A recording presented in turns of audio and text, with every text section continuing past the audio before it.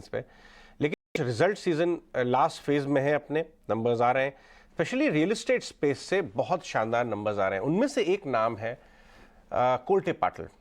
कोल्टे पाटिल 4% ऊपर है, और इस बार अगर आप रिजल्ट्स देखें तो बहुत ही मजबूत रिजल्ट्स और गाइडेंस भी अच्छी है। राहुल तलेले हमारे साथ जुड़ रहे हैं, जो कोल्टे पाटिल डेवलपर्स के ग्रुप सीईओ हैं। राहुल, गुड मॉर्निंग, बहुत बहुत शुक्रिया हमसे बात करने के लिए। आपके चेहरे की मुस्कान जो है वो आज मैच कर रही है आपके शेयर होल्डर्स की मुस्कान के साथ। क्या शानदार नंबर्स दिए भाई, मज़ा आ गया। अब जो है स्ट्रीट पे लोग कह रहे हैं कि आप करीब 2800-2900 एनुअल सेल्स के रन रेट पे पहुंच गए।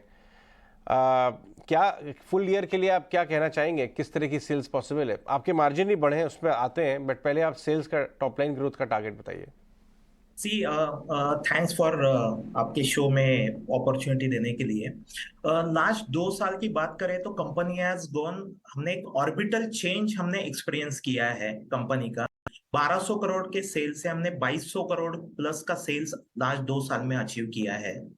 इसके पीछे के मल्टीपल रीजंस है कि एक कस्टमर सेंट्रिक अप्रोच, कस्टमर के रिक्वायरमेंट समझना, पोस्ट कोविड क्या क्या कस्टमर की रिक्वायरमेंट है, मार्केट अंडरस्टैंडिंग, उसके आधार से प्रोडक्ट ऑफर करना। तो इसके रिजल्ट्स, इसके आउटपुट ऐसे रहे हैं कि जो जो हमने प्रोजेक्ट लास्ट 6-8 महीने में लॉन्च किए हैं, 6-8 महीने में ही हमने 50 से 60% इन्वेंट्री हम बेचने में सफल रहे हैं प्रोजेक्ट्स में। अभी FY24 की बात करें तो FY24 कंपनी के हिस्ट्री में सबसे ज्यादा लॉन्चेस FY24 में होने जा रहे हैं। मोस्ट ऑफ द प्रोजेक्ट्स के हमें अप्रूवल्स आ चुके हैं। फाइनल लेग ऑफ अप्रूवल्स में कुछ प्रोजेक्ट्स हैं, तो रेरा एप्लीकेशन करके ये प्रोजेक्ट्स धीरे धीरे हम लॉन्च टाइमिंग के आधार पे हम प्रोजेक्ट्स लॉन्च करने जा रहे हैं। उसके बेसिस पे हम कॉन्फिडेंट है कि हम 2800 करोड़ का प्री सेल्स नंबर ये साल अचीव कर सकेंगे। और एक रीजन है, लास्ट 2 क्वार्टर से हम कंसिस्टेंटली 700 करोड़ के पार प्री सेल्स नंबर अचीव कर रहे हैं। उसको ही एक्स्ट्रापोलेट करते हैं तो 2800 करोड़ का नंबर आ जाता है। ये बताइए कि एक समय पे जब ये इन्फ्लेशन की मार सबको पड़ रही है, आपने अपने मार्जिन बढ़ाए कैसे? यहाँ मार्जिन में प्रेशर आ रहा है, हम लोग कैटेगरी आफ्टर कैटेगरी कंपनियों से बात कर रहे हैं। अभिषेक और हम यहाँ बैठे हुए बहुत सारे मैनेजमेंट से, हम मेरे पास आप समझ लीजिए कि ये पूरी लिस्ट रखी हुई है ओवरनाइट जिनके नंबर्स आए। मार्जिन प्रेशर एक सच्चाई है, डबल, और इनके मार्जिन एक्सपेंड कर रहे हैं। इसके पीछे का क्या क्या इसका सीक्रेट क्या है भाई? एक तो है कि अपना बेस बढ़ रहा है, बेस बढ़ने के कारण आपके जो कॉर्पोरेट ओवरहेड्स है वो डिस्ट्रीब्यूट हो रहे हैं। ऑन टॉप ऑफ दैट अभी स्केल के वजह से हम लॉन्ग रेंज कंपनी के साथ प्रोक्योरमेंट में लॉन्ग रेंज कॉन्ट्रैक्ट्स कर रहे हैं। There is a good amount of value engineering company में हो रही है। कस्टमर की रिक्वायरमेंट के आधार पे ही हम एमिनिटीज प्रपोज कर रहे हैं। एट द सेम टाइम हमें एक चीज हमने देखनी चाहिए कि रियल एस्टेट में रेवेन्यू रिकॉग्निशन होता है जब प्रोजेक्ट का पोजीशन दिया जाता है। तो कॉस्ट एंकर हुई है लास्ट 3 साल में, बट अभी रेवेन्यू रिकॉग्नाइज हो रहा है ये क्वार्टर में। ऐसे हर एक प्रोजेक्ट के लिए होता है। तो इसलिए ये डायरेक्ट बोलना भी थोड़ा सा रॉन्ग रहेगा कि ये कॉस्ट के आधार पे, ये यानी आज की कॉस्ट और आज के मार्जिन्स, इसका रियल एस्टेट में काफी हद तक एक डीलिंक होता है। आज हम जो कॉस्ट स्पेंड करेंगे वो प्रोजेक्ट डिलीवर करने जाए 2-3 साल बाद आज से प्रोजेक्ट डिलीवर होंगे, बट वी आर कॉन्फिडेंट वो प्रोजेक्ट्स में भी हमारे मार्जिन्स इससे बेहतर ही रहने वाले हैं। मार्जिन बेहतर रहने की उम्मीद जता रहे हैं राहुल। राहुल, एक और चीज़ आपसे समझना चाहेंगे। देखिए, लगातार 3 साल से आपने अपने रेवेन्यूज़ को बढ़ाया है और वो काफ़ी कंसिस्टेंट रहे हैं आप इसमें। आपसे ये जानना चाहेंगे, चूंकि आप पुणे में कमर्शियल रेजिडेंशियल दोनों प्रॉपर्टीज़ में ऑपरेट करते हैं, डिमांड कहाँ से आपकी ड्राइव हो रही है मेजरली अगर हम बात करें तो? इसमें मैं 2 सेगमेंट करूंगा। एक जो 80 से 1 करोड़ की सेगमेंट है, वहां पे एंड यूजर बेस पूना में डिमांड ज्यादा है कि जो लोग पहले एक छोटा स्मार्ट कॉम्पैक्ट होम लेना प्रेफर करते थे, वो लोग अभी aspire to purchase a property close to 80 lakhs 1 CR। ये फर्स्ट होम बायर्स है एंड फर्स्ट टाइम बायर्स है। दूसरी कैटेगरी ऐसे है कि जो 1 करोड़ के ऑनवर्ड जो यूनिट्स है, वहां पे काफी अपग्रेड्स देखे जा रहे हैं कि जिनके पास ऑलरेडी रेसिडेंशियल स्पेस है बट उनको अपग्रेड करने का एस्पिरेशन है। So blend of first home buyers and upgrades ये पूना में काफी हद तक हम देख रहे हैं लास्ट 1 साल में। एंड गोइंग फॉरवर्ड हमें एक्सपेक्टेशन है कि ये ट्रेंड कंटिन्यू रहने वाला है। मुंबई की बात करें तो मुंबई में अक्रॉस सेगमेंट्स हमें रिस्पांस मिला है। हमारी ऑफरिंग 1.5 करोड़ से 4 करोड़ की मुंबई में ऑफरिंग है, तो अक्रॉस सेगमेंट हमें रिस्पांस मिला है। एंड वन मोर थिंग कि यहाँ पे spacious MIG and HIG units को ज्यादा लोग प्रेफर कर रहे हैं as compare to affordable units. ठीक है राहुल जी, एक चीज़ बताइए, पोस्ट कोविड के बाद से लेके अब तक ना दाम काफ़ी तेज़ी से बढ़े हैं प्रॉपर्टी के। सभी सेगमेंट ने बिलीव किया है, चाहे वो अफोर्डेबल वाला हो, चाहे वो लग्जरी वाला हो, चाहे वो सदर्न इंडिया वाला हो, चाहे नॉर्दर्न इंडिया वाला हो।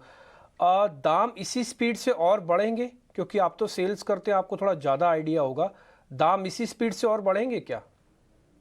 दाम हमें एक चीज भी देखनी चाहिए कि लास्ट डिकेड में दाम बढ़े ही नहीं थे, पोस्ट कोविड ही वो दाम बढ़े हैं। हमने इन्फ्लेशन एडजस्टेड प्राइस भी देखा तो वो भी फिर भी हम लास्ट डिकेड से एक जो 10 साल पहले प्रॉपर्टी के प्राइसेस थे और आज के प्रॉपर्टी प्राइसेस है वो काफी बेहतर ही है। अफोर्डेबिलिटी इंडेक्स आज भी बहुत बढ़िया है। लोगों की जो लास्ट 10 साल में जो सैलरी ग्रोथ हुई है उसके अगेंस्ट आज के प्राइसेस, तो अफोर्डेबिलिटी है, इंटरेस्ट रेट सिंगल डिजिट है। तो और गोइंग फॉरवर्ड मुझे लगता है कि एक जस्ट एक नॉमिनल प्राइस राइज होंगे and on top of that शायद अभी एक थोड़ा सा कंसोलिडेशन का दौर ऑलरेडी चल रहा है। यहाँ अभी पीपल पोस्ट रेरा अभी उनकी रिक्वायरमेंट्स बढ़ी है। पीपल आर प्रेफरिंग जो अच्छे ब्रांड्स है, जो टाइम पे डिलीवर कर सकते हैं, people who have a strong brand recall, जिनका ब्रांड लिगेसी है, डिलीवरी कैपेबिलिटीज है, ऐसे डेवलपर को लोग प्रीमियम देंगे as compare to other masses. तो हमें लगता है कि प्राइसेस तो इतने नहीं बढ़ेंगे जैसे बढ़े हैं quarter on quarter basis, but long range आगे आज से 3 से 5 साल में certainly there will be a positive movement property prices में देखी जाएंगी। और काफी हद तक ये डिमांड सप्लाई से भी मैटर करता है। रियल एस्टेट प्रोजेक्ट एक्विजिशन से लॉन्च करने तक काफी जेस्टेशन होता है, जो ये क्विकली लॉन्च कर सकते हैं। और ऐसे कोई माइक्रो मार्केट जहां पे ओवर सप्लाई हो सकता है वहां प्रॉपर्टी प्राइसेस नहीं बढ़ेंगे, but blend of demand supply and blend of brand recall, ये दोनों का मिक्स रहने वाला है। राहुल जी, आपने जो मार्जिन के जो फिगर जो रिपोर्ट किए हैं ना, और आपने कहा भी कि आप इसको बरकरार रखने की कोशिश करेंगे, तो मैं अगर इन्वेस्टर के अगर साइड पर जा रहा हूं, जो आपका शेयर जिसने लेके रखा हुआ है, तो मैं खुश हो रहा हूं। लेकिन अगर कंज्यूमर बन रहा हूं तो थोड़ी सी चिंता हो रही है कि आप 22% का मार्जिन एंजॉय कर रहे हैं और आप कह रहे हैं कि इसी लेवल बने रहेंगे। जो सस्ता घर लेना चाहते हैं वो कहां जाएं अब? ये है कि एक मार्जिन्स की बात हुई। दूसरे टाइम जैसे मैंने पहले डिस्कस किया कि हम काफी हद तक हमें ये कॉस्ट राइज का काफी हद तक हमने इम्पैक्ट नलीफाई कर लिया है। प्राइस बढ़ा के तो एक पार्ट है, इंडस्ट्री में पॉजिटिविटी है, सेंटिमेंट्स है, प्राइस बढ़ सकती है, बढ़ा रहे हैं। बट दूसरे साइड में वैल्यू इंजीनियरिंग प्रोडक्ट की जो कस्टमर की, जो मैंने पहले बताया कि जो कस्टमर की एग्जैक्ट रिक्वायरमेंट्स है, वो रिक्वायरमेंट्स को ध्यान में रख के एमिनिटीज एंड स्पेसिफिकेशन प्रपोज करने से भी काफी हद तक आप प्राइस कंट्रोल कर सकते हो। कस्टमर का एक्सपीरियंस कुछ भी चेंज नहीं होता है, बट आपकी कॉस्ट भी कंट्रोल में होती है। तो कंपनी में R&D डिवीजन है, काफी हद तक लोग उसके ऊपर ब्रेनस्टॉर्मिंग वगैरह चलती है, और काफी हद तक हमारी कॉस्ट भी हम कंट्रोल में रखने में हम सक्सेसफुल रहे हैं। ये दोनों के कारण से हम कॉन्फिडेंट है कि हमारा मार्जिन मेंटेन रहेगा। बहुत बहुत शुक्रिया। आपके शेयर होल्डर्स की तरफ से भी मज़ा आ रहा है आपके कमेंट्री देख के कि आपका रन रेट भी जारी रहेगा, मार्जिन भी बढ़े रहेंगे, और 10 साल के बाद अब फसल काट रहे हैं मेहनत की, पेशेंस की, तो क्यों ना हो। शुक्रिया।